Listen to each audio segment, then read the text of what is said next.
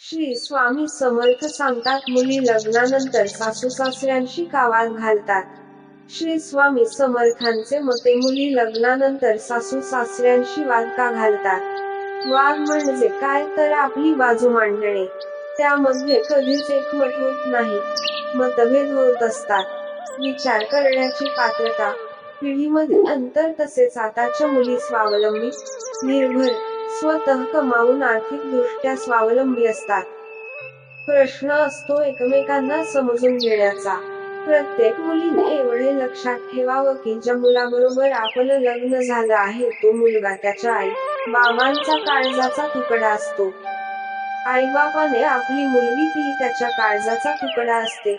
तिला लहानाचं मोठं करून शिक्षण देऊन स्वतःच्या पायावर उभी करून परक्या मुलाच्या स्वाधीन केलेले असते.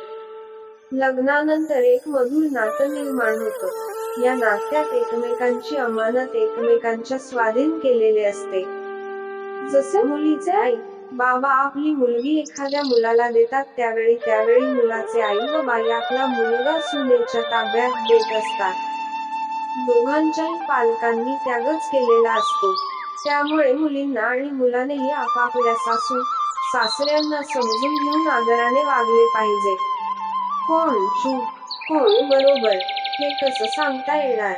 वादातील पार्श्वभूमी काय असेल ते पाहून कोणीतरी वाद बंद करावा. सासरे कधी वादात नसतात. सासूबाई आणि सून वाद नाही तर घराला शोभा नाही.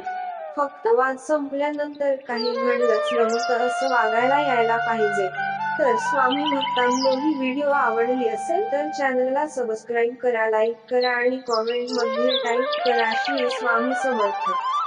धन्यवाद.